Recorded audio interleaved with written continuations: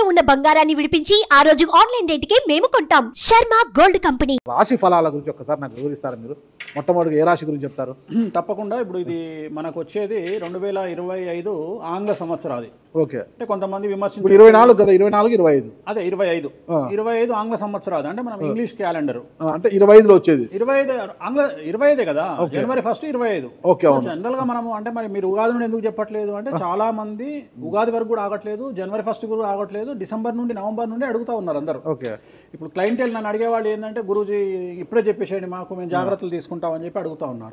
So అందుకనే 2025 సంవత్సరం ఆంగ్ల సంవత్సరాది అంటే జనవరి 1 నుండి ఎలా ఉండబోతుంది అనేది మనం ఒకసారి చూసుకుంటే, అన్నిటికంటే ముఖ్యంగా ఈ వచ్చేటువంటి సంవత్సరం పేరు శ్రీ విశ్వావసునామ సంవత్సరము. విశ్వావసునామ సంవత్సరము. సో రాబోయేటువంటి ఎందుకు గురుగారు అది వస్తుంది పేరు 60 సంవత్సరాల్లో ప్రతి సంవత్సరం ఒక్కొక్క పేరు వస్తుంటది. పేరుతో ఏం స్పెషాలిటీ లేదు. క్రోధినామ సంవత్సరం అనే నెగిటివ్ అట్లా ఏం లేదు. సంవత్సరాల్లో దీని పేరు విశ్వావసునామ సంవత్సరం. సో ఈ సంవత్సరానికి అధిపతి రాజు కాబట్టి, రవి కాబట్టి రాజు.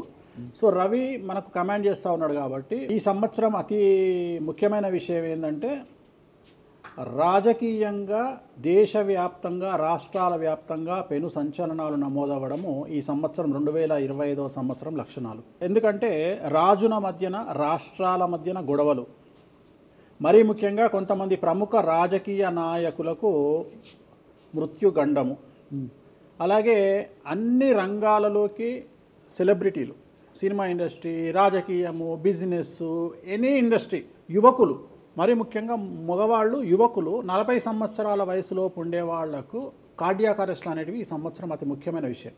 ఎందుకంటే ఆల్రెడీ మనం చూస్తున్నాం ఇప్పటికే, కానీ వాటి తీవ్రత పెరిగే అవకాశం ఉంది. కారణం ఏంటంటే రవి కమాండ్ చేస్తూ ఉన్నాడు కాబట్టి. రవి అంటే చర్మము, హార్టు, కళ్ళు, ఎముకలు. సో కరోనా లాంటి అంత పెద్దది కాకపోయినా ఒక సమస్య, ఒక వైరస్ మళ్ళీ ప్రపంచాన్ని బాధించే అవకాశం ఉంది.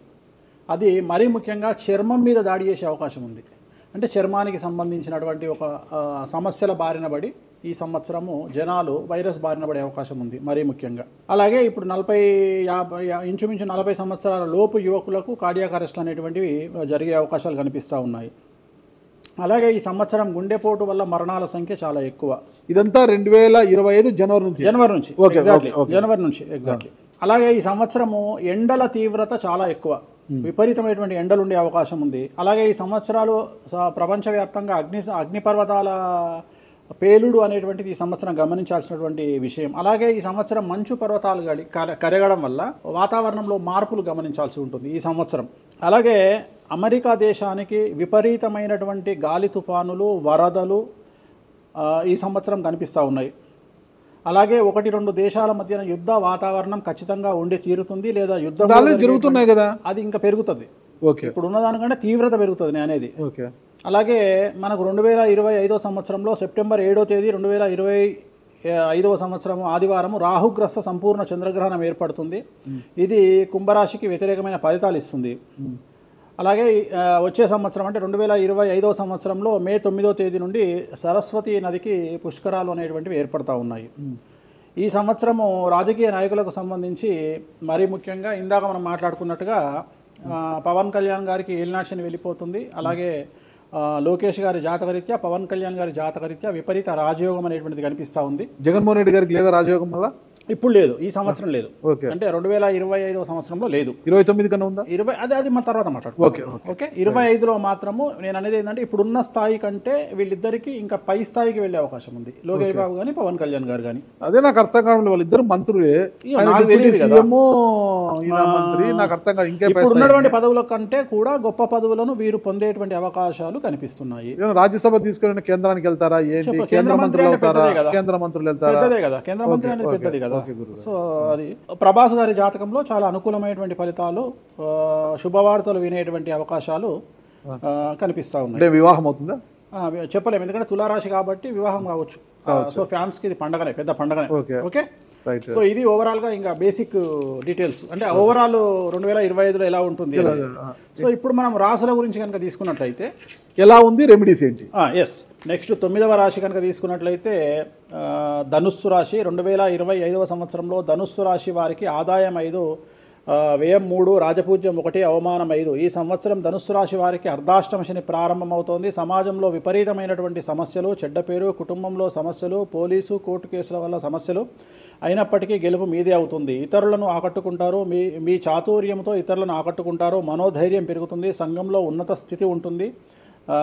అలాగే గృహాన్ని నిర్మించాలనే మీ ఆలోచనలు ఫలిస్తాయి. రైతులకు వ్యాపారస్తులకు అనుకూలంగా ఉంటుంది. కానీ ఈ సంవత్సరం అన్ని రంగాల వారికి ఇన్కమ్ ట్యాక్స్ల వల్ల, జీఎస్టీల వల్ల సమస్యలు ఏర్పడే అవకాశాలు కనిపిస్తూ ఉన్నాయి. విద్యార్థులకు, ఉద్యోగస్తులకు, అవివాహితులకు అన్ని రకాలుగా అనుకూలత ఉంటుంది. మరీ ముఖ్యంగా స్త్రీలకు ఈ సంవత్సరం చాలా అనుకూలంగా ఉంటుంది. కొత్త వ్యాపారాలు ప్రారంభించే స్త్రీలకు ఈ సంవత్సరం విశేషించి రాజయోగం గోచరిస్తుంది. 10 రూపాయలకు 100 రూపాయల లాభాన్ని పొందేటువంటి అవకాశాలు ఈ రాశి వారికి గోచరిస్తూ ఉన్నాయి. పెళ్లి కాని అమ్మాయిలకు ఈ సంవత్సరం వివాహ యోగ సూచనలు గోచరిస్తూ ఉన్నాయి. అలాగే సంతానం లేనటువంటి వారికి సంతాన యోగ సూచనలు గోచరిస్తూ ఉన్నాయి.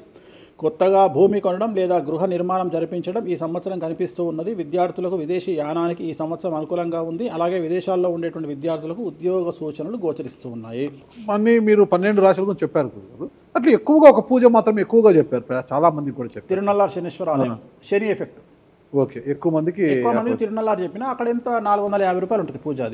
అది తిరునల్లారు పాండిచ్చేరిలో ఉంటుంది. అక్కడికి వెళ్ళి పూజ చేసుకుంటే సరిపోతుంది. ఇది పేరును బట్టి ఈ రాశుల ప్రకారం ఇలా ఉంటుందని మీరు రాశారా, లేకపోతే వాళ్ళ డేట్ ఆఫ్ బర్త్ ప్రకారం? నక్షత్రం బట్టి, నక్షత్రాలు వాళ్ళకి అర్థమైపోతుంది. వాళ్ళ నక్షత్రాన్ని బట్టి. అశ్విని నక్షత్రం మేషరాశి, భరణి నక్షత్రం మేషరాశి, పుష్యమి నక్షత్రం కర్కాటక రాశి. మీ రాశి నా రాశి ఒకటే. నా రాశి ఏదో నాకు తెలియదు గురుగారు. మీది వృశ్చిక రాశి. మీది అదేనా? మరి ఎలా గురుగారు ఈ మధ్యన బాగానే ఉందంటారు? మనకు బాగుంది. ఇంకా మన రచనే, ఇంకా రచనే రచనే. ఎట్లా రచ్చ? ఇంత వివాదాలు అవుతున్నాయి, ఏం కథ అసలు? ఇంకా లైఫ్ అన్నప్పుడు ఇప్పుడు రేవంత్ రెడ్డి ఉన్నాడు. రేవంత్ రెడ్డి ఎన్ని కష్టాలు అనుభవిస్తే సీఎం అయినాడు అంటే ఇక కష్టం తర్వాత సుఖం రెడీగా ఉంటుంది. ఓకే, ఇప్పుడు కష్టపడ్డారు కాబట్టి మీకు సుఖం ఉంది అంటారు. మీకు కాదు, మళ్ళీ మీకు మనకు అందరికీ. ప్రతి మనిషి జీవితంలో పండ్లున్న చెట్టుకే రాయి దెబ్బలు, అంతేగాని పళ్ళు లేని చెట్టుని ఎవడు పట్టించుకుంటాడు? పళ్ళు ఉంటేనే దాన్ని రాయి చేస్తారు. అట్లనే మనం కూడా అంతే అండి. వేణుస్వామి అంటే పూజలకు పెట్టింది పేరు. పెద్ద పెద్ద రాజకీయ నాయకులకు, ముఖ్యమంత్రులకు, కేంద్ర మంత్రులకు, పెద్ద పెద్ద వాళ్ళకు కూడా ఇక్కడ కాదు, మీరు అబ్రాడ్స్ కూడా వెళ్ళి పూజలు చేసి వస్తున్నారు. చాలా కాస్ట్లీ స్వామి, చాలా గొప్ప పూజలు చేస్తుంటారు, అంత పవర్ఫుల్ పూజలు. అంటే ఇప్పుడు మీరు చేస్తున్న పూజల మహిమ వల్లనే మీ మీద ఇన్ని వివాదాలు వచ్చినా కూడా మీరు బయటపడగలుగుతున్నారు. 100% పర్ఫెక్ట్. ఇక దానికి ఆన్సరే లేదు. ఇక ఇప్పుడు మనం కొట్లాడాలంటే 10 రకాలు ఉంటాయి, మనం కొట్లాడతలేము. అందుకనే మనం ఒకటే, మన పూజల్ని మనం నమ్ముకుంటున్నాం అంతే, అమ్మవారిని నమ్ముకుంటున్నాం. ఇప్పుడు ఒక్కొక్క సమస్యకి ఒక్కొక్క అమ్మవారు పరిష్కరిస్తుంది. దశమహావిద్యల్లో మనం అదే చేస్తున్నాం. ఇప్పుడు నేను ఒకటే మాట చెప్తా, కాంట్రవర్సీస్ వచ్చినాయి, మీరు అడిగినరు, ఎన్ని సమస్యలు వచ్చినాయి. జనాలు ఏం ఆలోచిస్తారంటే వేణుస్వామి ఈ సమస్యల నుండి బయటపడతాడా, పడితే ఎలా పడతాడు? నేను ఒకటే అనుకుంటున్నా, ఇంతమందికి పూజలు చేసి వాళ్ళ సమస్యల నుండి బయటపడడానికి ప్రయత్నించే నేను నాకు వచ్చిన సమస్యను కూడా అదే పూజల ద్వారా బయటపడడానికి ప్రయత్నం చేస్తున్నాను. అంటే వివాదాలు చుట్టుముడుతున్నాయి, సోషల్ మీడియాలో వైరల్ అవుతున్నాయి, ఉమెన్ కమిషన్ మీ మీద ఫిర్యాదులు చేశారు. ఇన్ని చేసినా కూడా ఎక్కడా మీకు ఉచ్చు బిగుసుకోవడం లేదు, బయటపడుతున్నారు. అంటే ఇది మీ పూజల మహిమనా, లేకపోతే ఏమన్నా బ్రైబ్ చేస్తున్నారా? అమ్మవార్లు ఇప్పుడు ఉదాహరణ, మనం తెలుగు రాష్ట్రాల్లో ఉంటాం, వెంకటేశ్వర స్వామి వారు అంటే మనకు తెలుసు.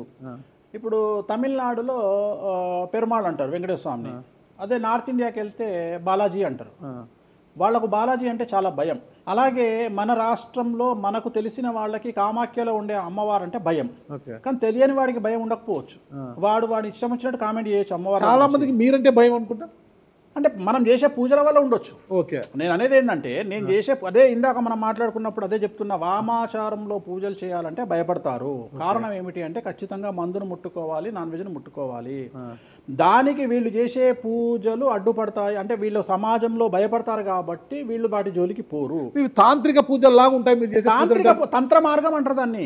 శ్రీకాళహస్తిలో కాదు శ్రీకాళహస్తిలో రావుకేతు పూజ చేయించుకున్నారు కదా, తాంత్రిక పూజలే అది. నిమ్మకాయ పెడితే తంత్రమే, గుర్తుపెట్టుకోండి. నిమ్మకాయ ఎక్కడ పెట్టినా తంత్రమే.